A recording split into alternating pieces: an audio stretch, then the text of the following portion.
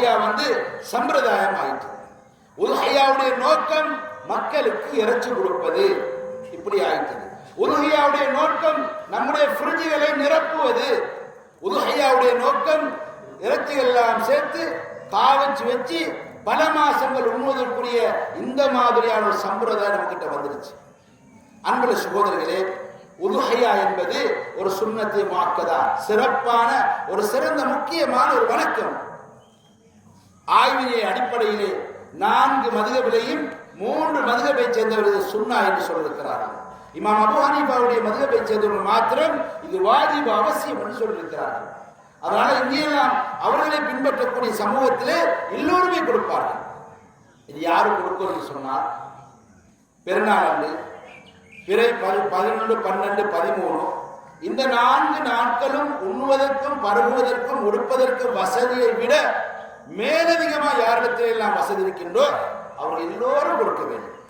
குறிப்பிட்ட இன்னார் என்பது கிடையாது, எல்லோரும் கொடுக்க வேண்டும். அன்புள்ள சகோதரர்களே, இந்த உதுஹையாவுடைய நோக்கம் என்ன? இஹ்ராகுத்தம். ஒருவர் தான் அல்லாஹ்வுக்காக கொடுக்கக்கூடிய அந்த குர்பானை, ஒரு ஆட்டையோ மாட்டையோ அறுக்கின்ற நேரத்தில் அந்த இரத்தம் பூமியில விழுவதற்கு முன்னாடி அல்லாஹ் அவருடைய பாவங்களை மன்னிக்கிறார். இதுதான் என்னுடைய யதார்த்தமே தவிர ஊர் முழுக்க இறைச்சி கொடுப்போம்.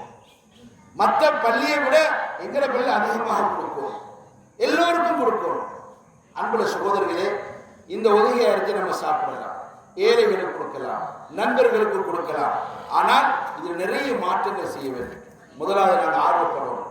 ஒரு ஆடு கொடுப்போமா, ஒரு மாடு கொடுப்போமா, இன்னும் நேரம் இருக்கின்றது. யாரெல்லாம் நாங்கள் நியத்து வைக்கவில்லையோ, யாரெல்லாம் இதை நாங்கள் கொடுப்பதற்கு நினைக்கவில்லையோ, இன்னும் உங்களுக்கு நேரம் இருக்கிறது. நியத்து வையுங்கள். பிறை 13 மகரிப் வரைக்கும் இதை நமக்கு கொடுக்க முடியும்.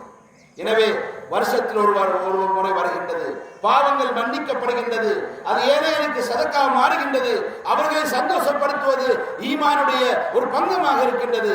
எனவே இன்னும் நீங்கள் அதனை நியத்து வையுங்கள். இதை செய்வதற்கு நாங்கள் முற்பட வேண்டும். அன்புள்ள சகோதரர்களே,